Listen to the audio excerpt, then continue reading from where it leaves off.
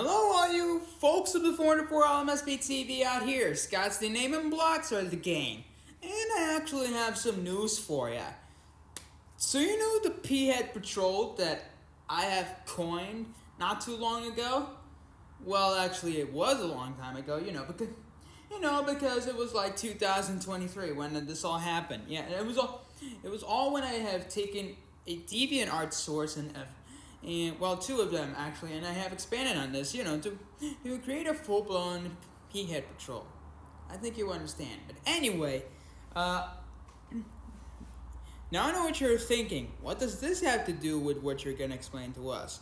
Well, I actually have an answer to that question. Okay, you see, one of my good friends here, there was one old friend of mine that was with me since 2018. Yeah, and has been interested in logos since then. You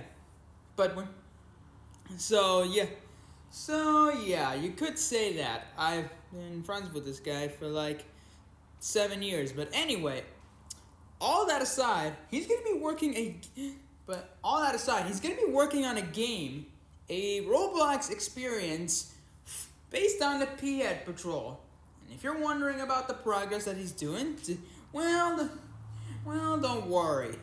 He's finished on working on all the morphs for the P-Head Patrol. I will tell him about the facial alterations later. So anyway, most of the P-Heads have some eye alterations, like for example, some have half the circle, some have a quarter, some have eighth, and some have futuristic looking eyes, something like that. Anyway, and so I will get to you once. As I was saying, he's finished on the morphs, but he's in the middle of working on the map right now. So you're gonna have to check that out once he's all finished through it. And also, I will tell you something though. Okay, I will tell you something about it though. There was actually one Roblox game that he has done, and it was based on the French channels. I'm not gonna go full into detail on this, but in case you want, alright, I'll tell you. I'll give you one clue about this particular game. Okay, I'll tell you, it was about a certain logo that was real popular in the Scratch community. So and if you want, I can get you another clue. So here's it. It's a logo that was popular around the Scratch community that featured two panels, and a dot underneath. I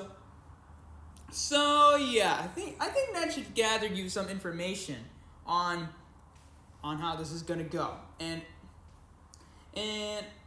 for your information, this is no exclamation mark. It's just the number 1, okay? The number 1 with the dot underneath. For it to be an exclamation mark, however, it has to have something like,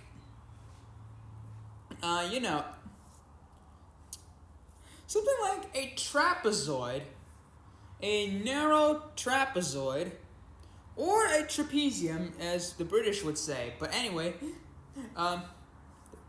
as I was saying, a narrow trapezoid with a dot underneath, not like a triangle. What?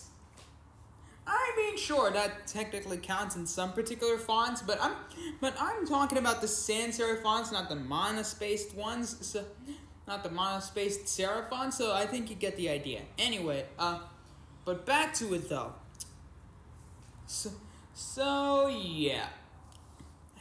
I think that's about all I can get you. I think that's about all the information I can get you from. So and in case you're wondering about the eighth Yeah, the 8th of the PBS 1971 logo blooper series. Well, you need not to worry because I'm sure I might be able to that to you momentarily. Just give me some time and I'll be able to get it to you without any consequences. So yeah, that's all I can say. Thanks a lot for watching. Or listening, depending on how you look at these things. But anyway, if you have been anyway, just leave a like, subscribe to the channel, share the video, and leave a comment down below. I will occasionally ask General Brit if he has any updates, so you folks can understand what's going on. Anyway, this is Scotty Free signing off. Goodbye for now.